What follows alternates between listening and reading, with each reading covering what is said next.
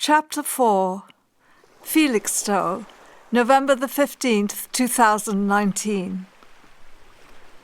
With one consuming roar along the shingle, the long wave claws and rakes the pebbles down to where the backwash and the next wave mingle. A mounting arc of water weedy brown, against the tide the offshore breezes blow. O wind and water, this is Felixstowe. These lines are from John Betjeman's poem, Felixstowe, or the last of her order. Although the gusts of late autumn foretell the coming of an unsettling December, the weather for the upcoming weekend is promising. That is, there are to be no prolonged stretches of torrential rain.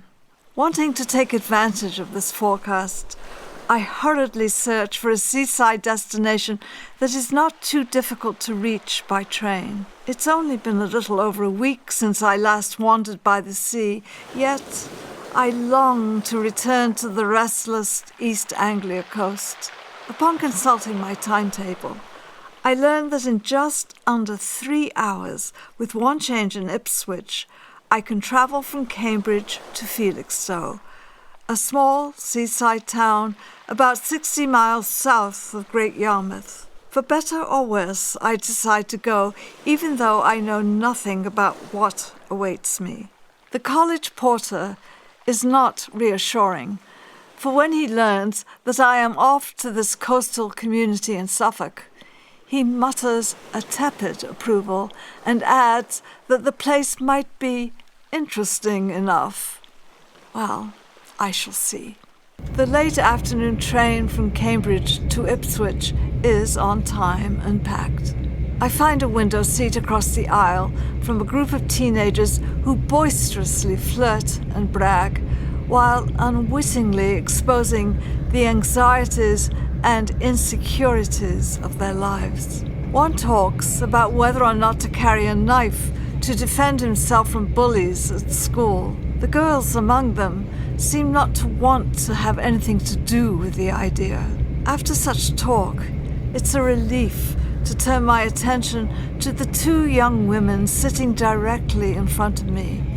They have been in Cambridge shopping at Primark, a cut-rate clothing store, and are full of excitement about their purchases. However, as soon as we approach Bury St. Edmunds, one of the stops along the route, they cease their animated chatter, turn to each other, and in unison solemnly declare, "Don't forget to watch for our beautiful tree." Intrigued, I ask what they mean. They reply, "Just wait." In a minute or two, the train passes a wide, open, sloping, uncultivated field, in the midst of which a single broad tree extends its princely branches and nobly keeps its solitary watch. As do they, I silently look out of the window at this splendid sight. This shared moment softens the abrasive nattering across the aisle. Once in Ipswich, I discover, as one often does on a weekend, that the local train to Felixstowe has been cancelled. I learned this fact by overhearing others complain. A good thing too, for the early Friday evening tangle of people in the waiting area is confusing, and so too is the barely audible announcement of the schedule change over the station's sputtering loudspeaker. A replacement bus is waiting outside to take those of us going to Felixstowe.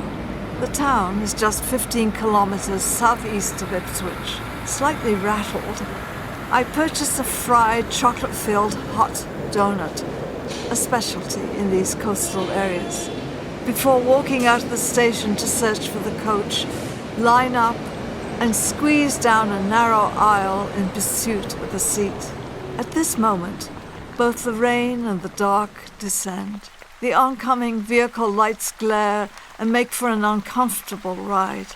Less than an hour later, when the driver eventually lets us off at the Felixstowe train station, I search for a taxi. None is in sight. I should be used to this by now. But perplexed and slightly anxious, I approach a well-dressed passenger and ask if he could point me toward my hotel. It is supposed to be nearby. Remarking that the hotel is on his way home, he gallantly escorts me to my destination. I am pleased that I have selected the Orwell Hotel, named after the nearby River Orwell. Delightful stream whose waters flow fringed with luxuriant beauty to the main.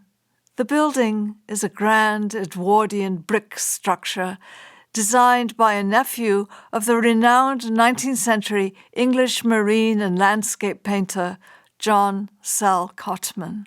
A 4-page advertisement in a 1900 guide to Felixstowe boasts of the hotel's merits. I quote, "This charmingly situated high-class hotel has been reopened with increased accommodation. 60 rooms with lounge, sitting, dining, billiard and smoke rooms, magnificently furnished throughout. Private gardens, lawn for tennis, croquet, bowls, etc. Excellent cuisine and wines, stabling and cycle accommodation, under the personal supervision of the proprietor, Karl Rosinski, a grand name for a grand hotel."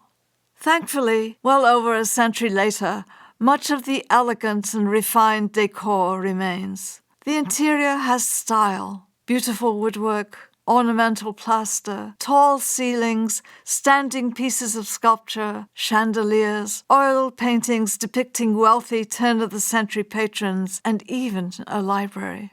But it does seem rather empty. Moreover, my modest single room at the end of a labyrinth of corridors and stairwells is not impressive. I would call it basic. Furthermore, the private gardens, the lawn tennis court, the bowling green, and the croquet course highlighted in the 1900 advertisement have utterly vanished.